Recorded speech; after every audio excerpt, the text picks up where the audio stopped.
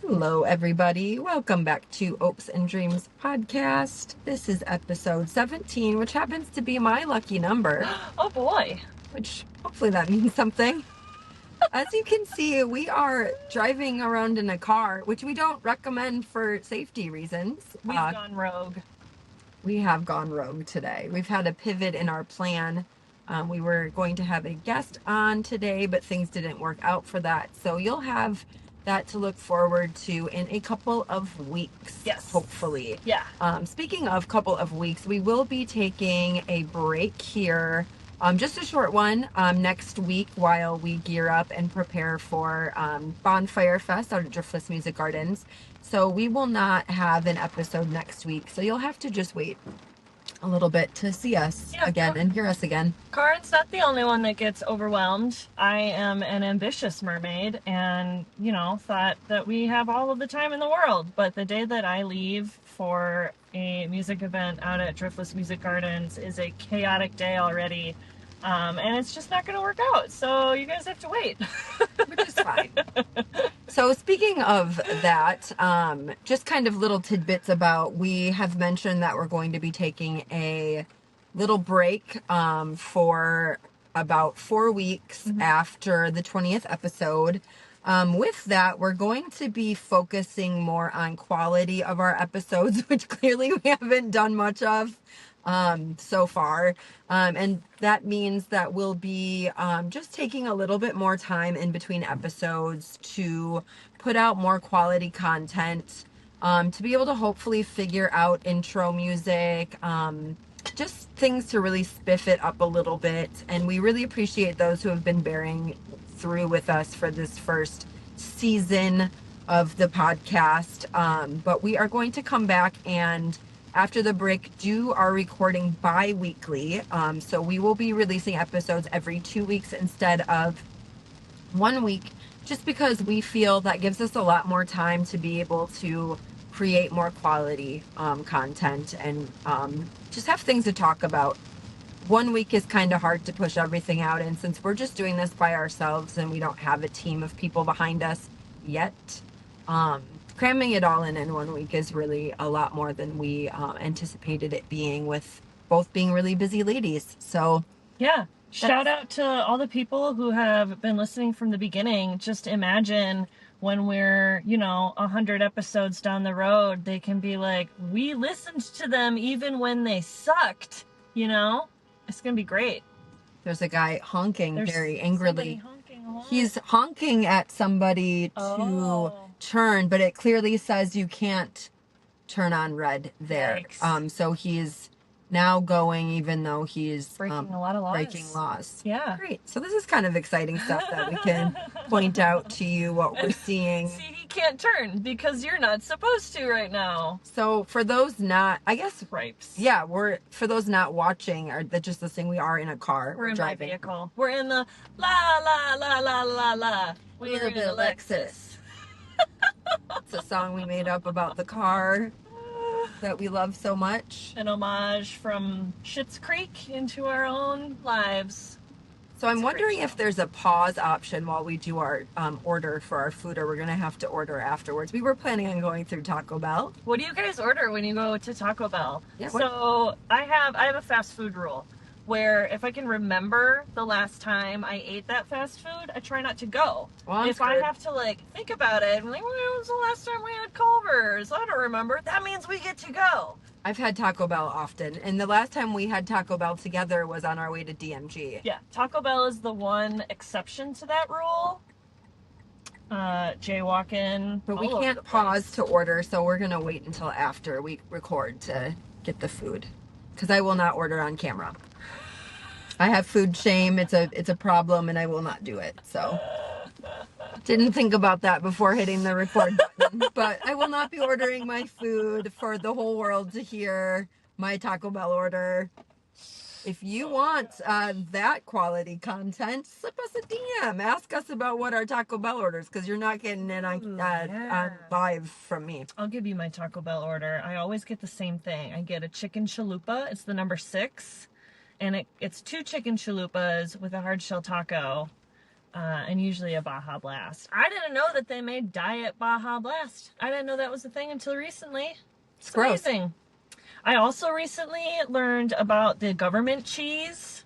I watched... You finally just learned about government cheese? I didn't know about the government cheese. Okay. I didn't know that was a thing. There's a cave that has all of the cheese being preserved in it, and like all of the major fast food restaurants, that's why they have so much cheese in all of their food, because of the fucking government cheese. Gross. It's also Kraft singles. Weird. It's really like sick. What a thing to have a surplus of. That's why we shouldn't eat it. It's not good. Yeah, dairy's really bad for you. It is. I don't dairy and sugar from it as much as I can. I learned in my skin health masterclass, sugar is bad for your skin. Dairy is bad for your skin. But you know what the number These are all bad for you in general, your entire body. Do you know what the number one, like, demon to your skin is? Sun. It's the sun. Yeah, I know. Yeah. Everybody knows that. That's why you have to put on sunscreen every day. All the time. Constantly. Me too. I do. A cream layer first is good, and then you can do the spray. If you do the spray layer first, it's not going to be enough. I don't have it with me. Well, this would have been a perfect time. Well, no, I put it on every day. I put SPF on every day. So I wish this would have been a perfect time for me to plug a brand that I love. And no, we don't have a brand deal with them, but I'm open to it. The brand Tula. I love them. Tula. I have their skin serum that I put on every single day, and that has a 30 SPF in it. And then they have a roll-on Face 50 that's really nice, and it makes your skin really glowy and dewy, as you can tell by my glowy, dewy face. So if you guys are ever wondering why I'm so glowy all the time, it's because I use this amazing Tula daily SPF that I put on my skin. And then I also have Sun Balm, which I don't think they're the greatest products. They're not like natural or anything, but they make a daily lotion that has an SPF 30, and I put that on every single day. Those are like my musts once I get out of the shower. I always put, even in the winter, I put on SPF because it is really good for skin, and that's why my skin glows. Skincare is important. It sure is. It's all about moisturization. I use Veriglow. I'll plug it all day long until they start partnering. We'll take brand deals. We're opening for brand deals. We're open. If anybody else wants to offer us one, we're here for that. Yeah, I don't wash my face. I oil cleanse it with a cotton round, which is a negative part. I've tried to use the reusable ones to not throw cotton away every single day, but they're just not the same. It applies it differently, and it sucks. So I have to kill the earth with my cotton rounds, but I don't flush them down the toilet. So that's at least good. I don't do that. But a Veriglow is a nice brand. It's like an oil cleanser. You got to shake it up because it separates, and then the toner, and then the lotion. You apply everything on a damp face. So it's this spray. I forget what it's called, but it's got a bunch of vitamins and stuff in it because your skin the pores need to be opened a little bit with the water for the product to get inside. It's just really nice stuff. The overnight mask you put on. Alex always makes fun of me because it makes my face look kind of white because it's like a pink clay mask, but it absorbs into my skin while I sleep, and I don't have to wash it off in the morning. I just get my face a little wet and I put my moisturizer on, and I'm good to go. Do you know what's really annoying about skincare, though, is that the estheticians, skincare experts, can't get on the same page about anything. It's always changing. That drives me nuts. Well, so in Europe, I have a friend that's from Poland originally. She said that over there, they don't do sunscreen. Like, they do not do any, and they don't believe in it over there. Like, that is not something that they do. They don't use sunscreen over there, in Poland at least. She doesn't remember her parents ever putting it on her, any of that stuff. It's just not something that, like, over here in America, they push and pedal so much like they do over there. And I'm wondering, like, what the truth behind sunscreen is, because at the end of the day, the sunscreen that we have here has tons of chemicals in it. So are these also skin harming chemicals, and that this is just another one of those things that like makes a lot of money? So they're like, one day they decided to like push the sunscreen, or is it like, okay, maybe Europe just has it crazy? Like, is there any statistics with like skin cancer there versus here? I'd be really interested in finding out about that. If anybody that is listening happens to know any of this information, I would love to hear what all of that is about, because she swears by it. She won't wear it at all, ever. She doesn't put on sunscreen. Has great skin. It's interesting. It's like no blemishes. Her skin is literally perfect. Doesn't have skin cancer. Nobody in her family has had or ever, skin cancer or anything like that. And they don't wear it. So I'm curious about, all of that stuff and what the truth is behind that. Is sunscreen actually just being pushed by the government in order for us to like get skin? Maybe it gives us skin cancer. We don't know. It's got a bunch of chemicals. There are some that can give you cancer, but a lot of professionals will push like the products that have the ocean ingredients, right? The reef versus safe. the land ingredients. But in the masterclass, they even said like you don't have to spend a ton of money. Just get the stuff that has these ingredients in it. I don't remember what all the ingredients were, but they were pretty open with using whatever you need to use to just cover your skin. Yeah. They didn't really talk too much about like environmental impacts of the products themselves. That wasn't the focus. The focus was the skin. Yeah, it's interesting stuff. I just always wonder like what the truth is behind that, or if anybody knows. We'll never get the answer. We'll never know. But maybe there's somebody out there that's like, okay, well, my family's from Europe and that's a thing, Yeah. So I've always wondered about that.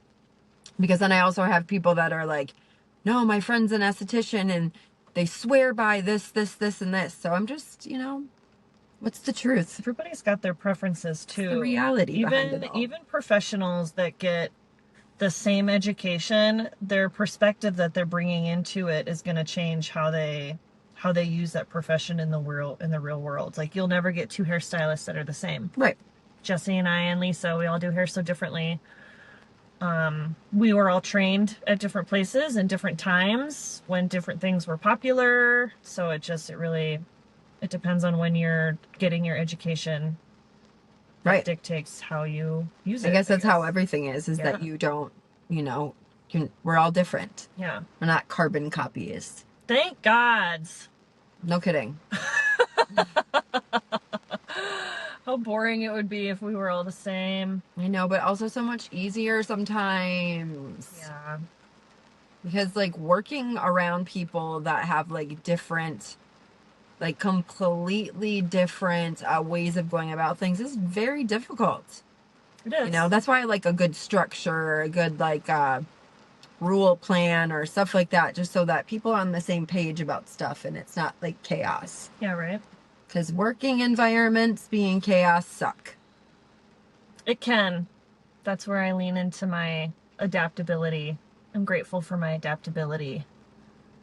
When shit hits the fan, be like, okay, let's do this. It's just like it regrinds over here, and then that one's not working. Let's go over to this side. Okay, that one's going. Let's find an answer over here. I can do that in a situation that is not my life. If it is me having to problem solve in an event or me problem solving at work, I am 100% great at that. I can always jump in. I can be very, very calm in those situations. Like when I was working at the restaurant and we had somebody come in that was causing issues or causing a problem, I can go and handle that person very easily and calmly. Or if like some kind of like chaos happens and like everybody's like freaking out and can't figure out what to do, I can come into that situation and be really calm. Mm-hmm. If it affects my life or like my just like outside of work or outside of something that like isn't just like affecting my brain or mental health, then I can pivot. But when it comes to like, okay, I have a plan in place, this and this in like my personal life, I can't pivot there. No, because I just can't. That just doesn't work out for me, as you know. Mm-hmm. That's why we're sitting in a car right now. That's why we're sitting in a car. Sitting in a car. I can't help myself. I'm sure even if somebody were to tell me, Kylei, I don't need solutions, I just need comfort right now, I'm still gonna think of solutions, whether you want me to think or about not. them all you want, just don't say them out loud. It's like it's an impulse for me. Like I have to fix it. I have to come up with a solution, unless it's a situation where I'm already maxed out. I don't have any more brain space to come up with a solution for something else. Right. Like I also have my limits where I can't dedicate any more time to that. I'm not going to put any brain power into it. You have to handle that yourself. That's exactly where I am right now. Yeah. With everything. Yeah. I don't have time or brain power to process anything right now. I had this huge thing just like fucking drop a bomb in my lap last week that changes the course of my future, of what I had seen for myself for the next 5 years. Yeah. So I am in this absolute place of panic in so many different ways. That I don't have the capacity for anything to shift from what I need planned, because I've now lost complete control of my own life, to a point where now if anything else goes where I can't control it or lose control of it, like what happened today, I can't do that. Yeah. I don't need that right now. That's like I am like this close from an actual full-on mental breakdown where this has been gradually happening. I know I've talked about this. It's been building up. The burnout and all of this kind of stuff. And this is kind of stuff that I have not felt these emotions or had this kind of thing happen to me in over 5 years. My nervous system has been very, very, very calm and steady since I quit drinking. And now all of a sudden in the last like couple of months, I don't know if it's the 5-year plateau that I read about it with sobriety. I don't know what it is, but my nervous system is now like fucked. Yeah. It's not in this calm place. I'm not able to emotional regulate like I have been able to or taught myself to. Nothing is joyful. I can't even, the moments that brought me joy were just like going and sitting out and being quiet and listening to the birds. Nothing does it for me anymore. Nothing excites me. That's what I've been probably noticing and probably the most concerned about is like the lack of excitement for anything. Yeah. Everything feels like a chore. Everything feels like work. Even like going out and doing something that's supposed to be fun sounds like work to me. Like I don't want to do it. The only thing I have capacity for right now is doing nothing. Not having to be anything but me, which means sitting in my house by myself. You know, not having to be expected to be anything but what I am right now. And like, I know this has been building up for months and months and months. And that's where I was like, like something's happening. Yeah. And I don't know where it's going to go or how to get control of it at this point. But like everything is a pain in the ass. Yeah. And I hate everything. That's exhausting to It's be in that nonstop. mental state where nothing, like you never feel settled. No. You're always feeling like you have to be on and you don't have that space in your life where you can just exist and you don't feel like you have to be on. Like that can be really jarring for your nervous system. It is. Where you don't have your like safe space. Everybody needs that like safe space, wherever it is. Everybody's safe space is different. But I'd feel for you. I have too many people sounds exhausting. relying on me to be something. And like the people in my life are great, but they only hear half of what I'm saying half the time. Yeah. It's like I'm trying to explain things in a way where it's like, I can't do this right now. And, you know, unfortunately, that's not an option for me in a lot of different things that I'm doing. I can't not go to work. I can't not, do this, that, or the other thing. I have to still do these things. Right. And it's just, I don't wanna. I need the break and I'm not gonna get it. It's not coming anytime soon. Yeah. I now have to go into a place several times a week that I have very bad vibes about at this time currently.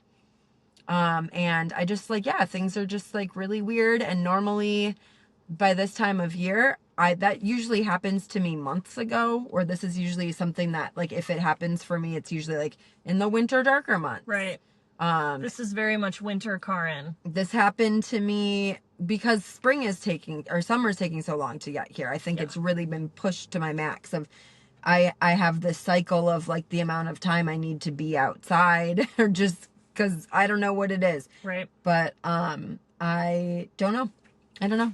I'm waiting for like just one day to wake up and have this like, okay, that was something, it's over now. I can like feel better again or feel like myself again. But it's been months now. So I don't know when the Opes just keep oping, what do you do when life just keeps lifing? People get medicated and go to therapy. I often go back and forth between like, okay, there's a lot of things that are coming at me right now. What do I need to normalize because that's sticking? Like, this is how my brain works. When I have a lot of lifing, I try to compartmentalize and parcel it out. Like, okay, this part is temporary. I don't have to put too much emotion or energy into that. But this part of it feels like it's a new normal. So I need to like acclimate to it. And the rest of the stuff, you just kind of power through. But it's like, it's figuring out what's what. It's figuring out, okay, what part of this change, what part of this life shakeup do I need to normalize internally so that I can adapt and continue rolling with it and going on to the new thing. But when it's a lot of little things that just keep hitting one after the other and you feel like you can't catch up, like that's where I was in January. And I had a panic attack. I'd never had one before. I was so full of changes coming at me that I didn't have time to parcel it out, to figure out what's going to be normal and then ignore the rest. It all came too much, too fast, and my brain couldn't process it. So I broke down. Yeah. And it's tough.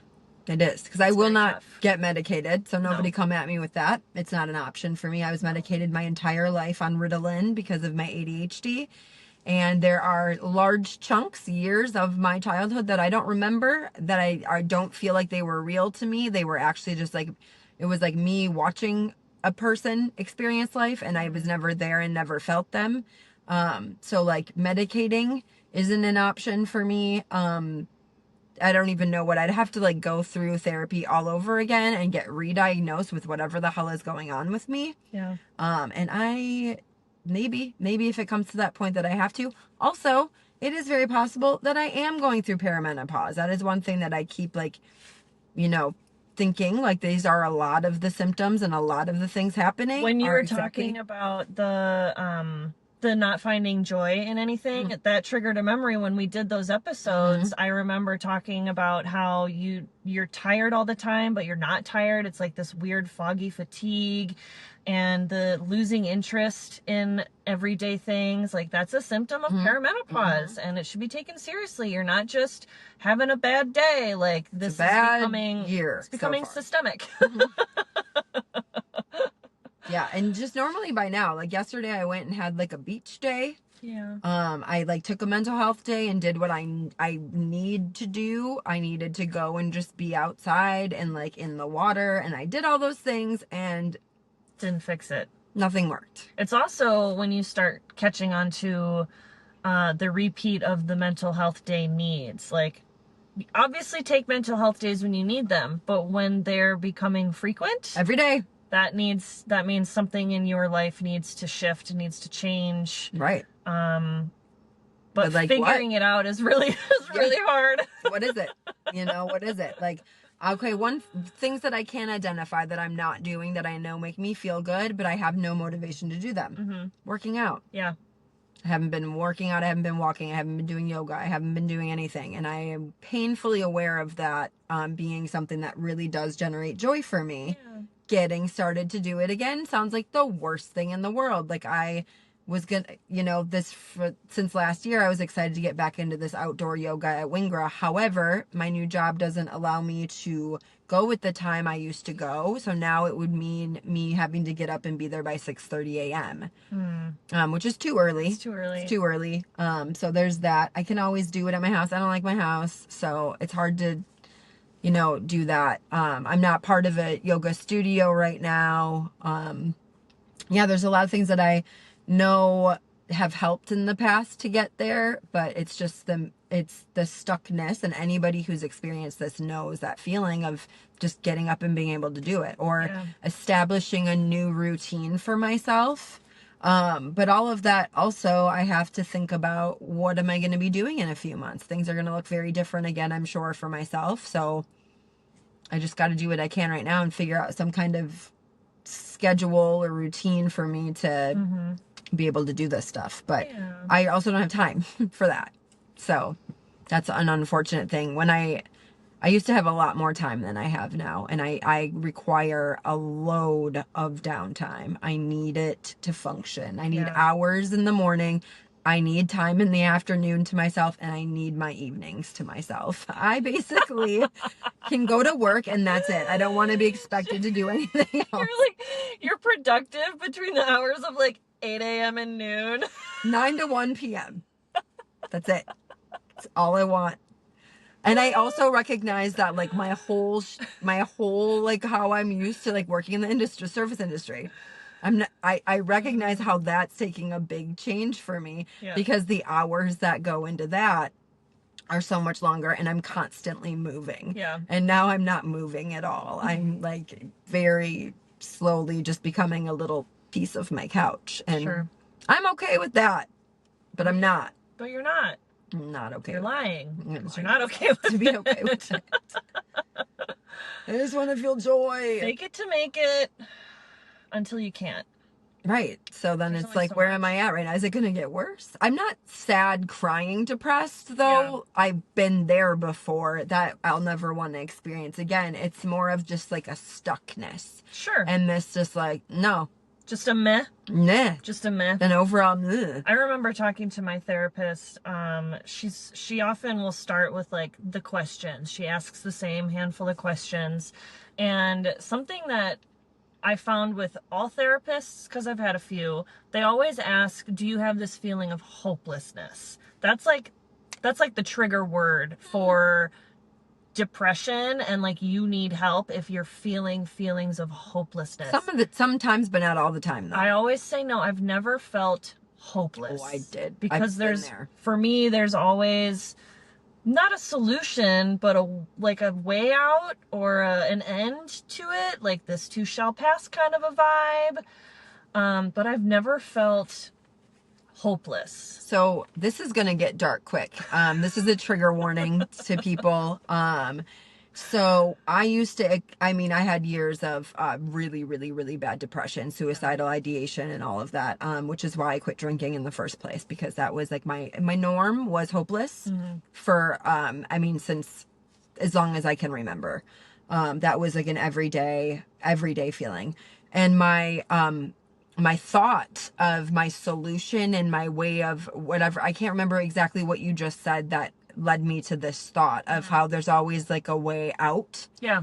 My thought of to get me through the hardest moments of my life, my thought was, I can always kill myself. I can always make sure that it's over and it's done. And that was my relief thought. For a long time that was what got me out of my worst points, was thinking, you know what?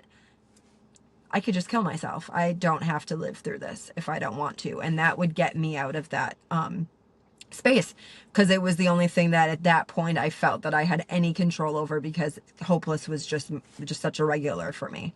So I'm wondering, this is the unlicensed therapist in me, that like going to that extreme is the solution. But at the same time, knowing that extreme is so extreme, it's not actually gonna happen. It depends on the mindset I was in and where I was at. How drunk was I? Yeah. Right. Obviously it didn't happen, so there couldn't have been that much, behind it, but it came close so many times. I was like a cutter when I was a kid and stuff like that, and it was always just like, I was actually listening to Stassi Schroeder. You might know who she is. She was a reality TV star, but she just went on a podcast I listened to the other day, and she was talking about how she was a cutter. And she explained it in the exact same way that I had always felt about it, which was just the physical pain being able to mask or cover up the emotional pain. And how you could create physical pain to not have to be so focused on the emotional pain anymore. Yeah. And so that was something that I was like, wow, that's the really best way to explain it. And I think putting yourself into that the darkest place, you go why is that ever a relief? Why was that my relief thought? Yeah. That, oh, I could just die and none of this will matter anyway. And that would make me feel better. And that's pretty fucked up. Yeah.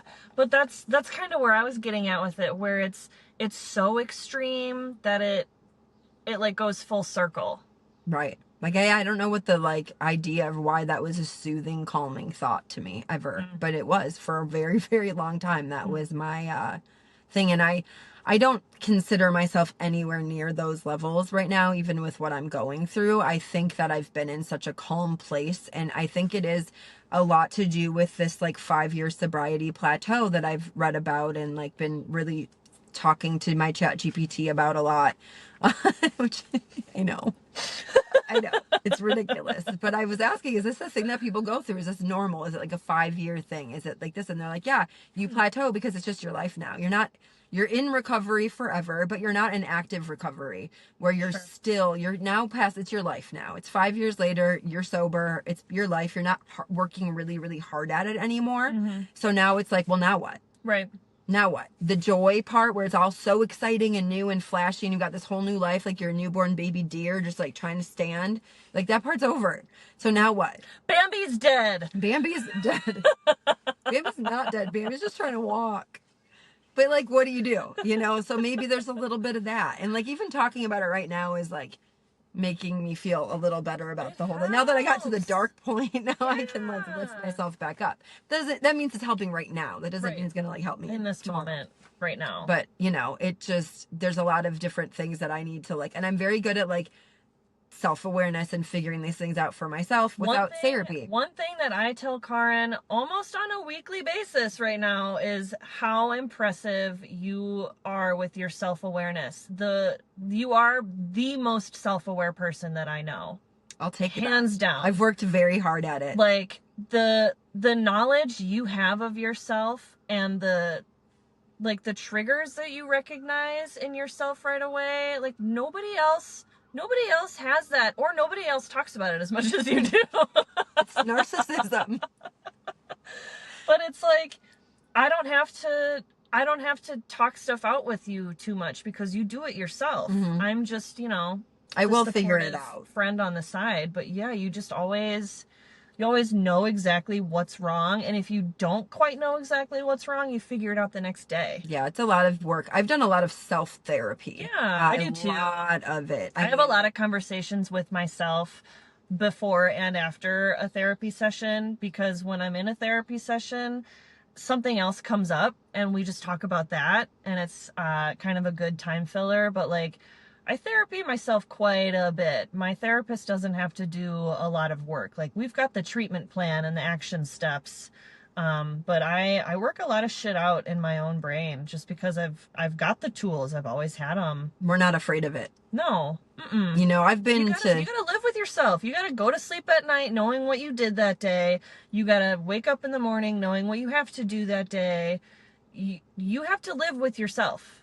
And I mean, I feel like, for me anyway, I've been I've had bad things happen to me, and I've been in really bad places, and I've had sad losses and things that have contributed to a need to figure myself out for survival, you know?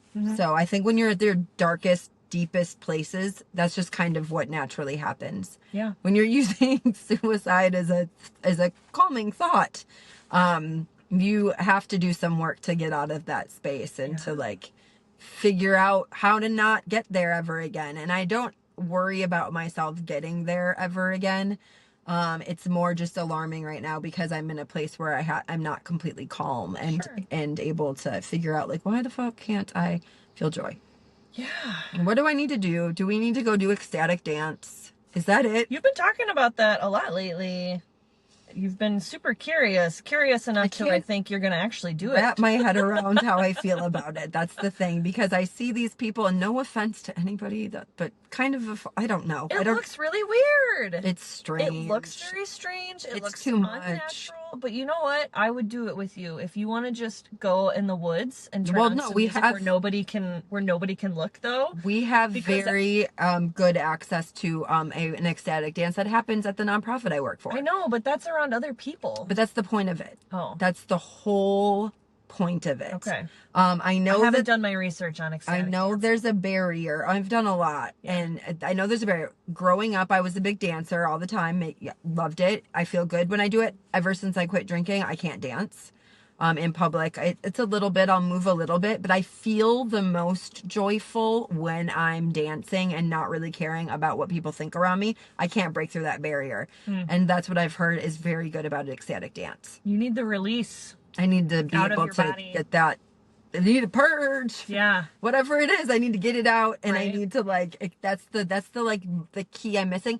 And it's funny because I've been talking about this since I went sober. I remember conversations I've had with people over the years about this exact thing. Yeah. But I still haven't like done the thing to do it. So maybe that's like what I need to like do or focus on this summer.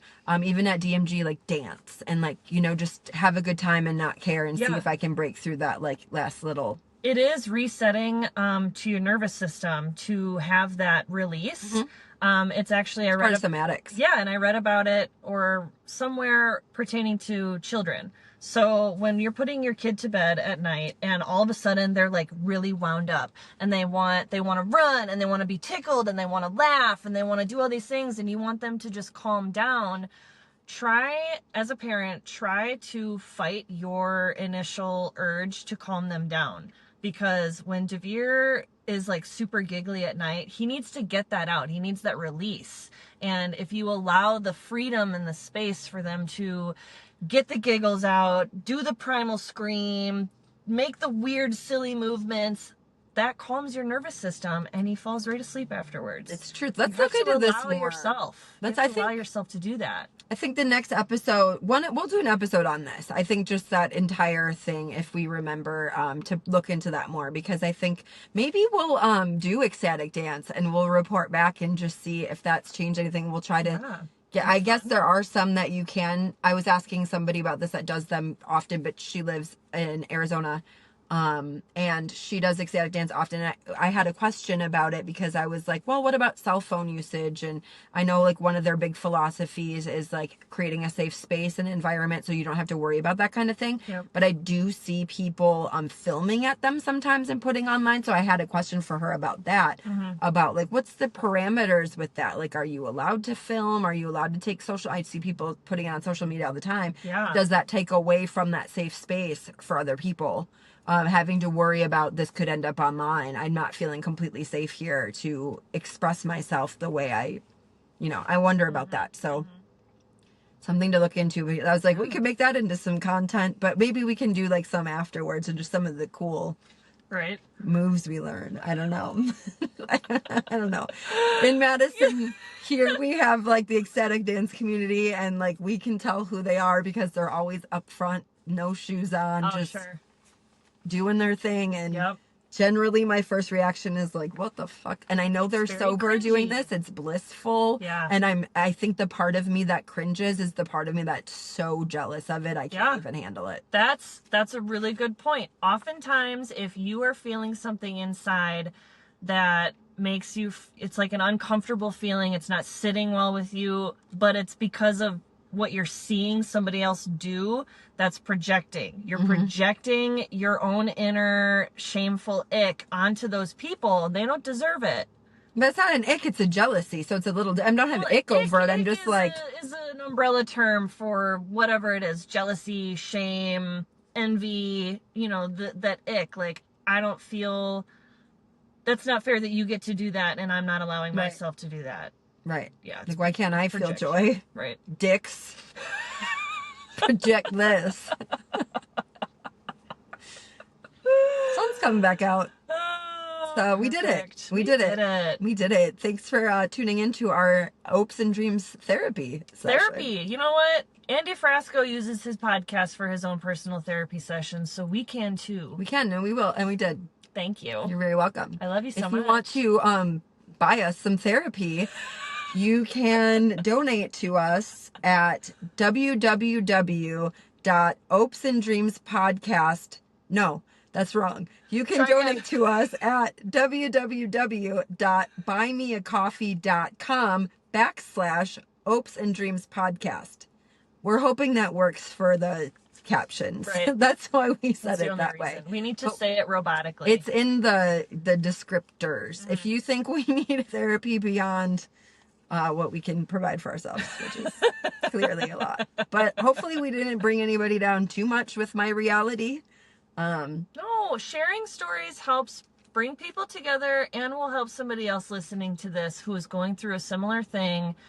They can see the light at the end of the tunnel. And if you are, we're a safe space. Message us. If you feel like you don't have anybody to talk to, send us a message. And I mean, as you can have heard, we've been there. Yeah. So we'll be happy to be a support system for you if you don't feel like you have one. Carrin and I are both really, really good. And I say this genuinely, not to brag, but we are both really good at holding space for people that need it in the moment that they need it. Like, we recognize that that's something, because we've needed it. We've needed somebody to hold that space for us and help us through something. So instantly I recognize that. And I think it's really, really important to hold space for people, especially when they ask for it. If you're able to give it and they don't ask for it, but it works out that they needed it, that's perfection. Nothing like forcing your good time on somebody else. No, but it's good. And yeah. It feels good. It feels good to help. It feels good to be helped. It's part of humanness, and we're here for it. Be more human, be more kind, be more there for each other. Yep. Unless you hate gays. Happy Pride Month. We're not there for you. We are not there for homophobes. If you're No. going to be homophobic, or if you're going to be racist, or if you're going to say anything about a transgender individual, Don't no thanks. come into our DMs at all. We'll delete it. Yeah, we don't like that. So happy Pride Month, everybody. Happy Pride Month! Very exciting stuff.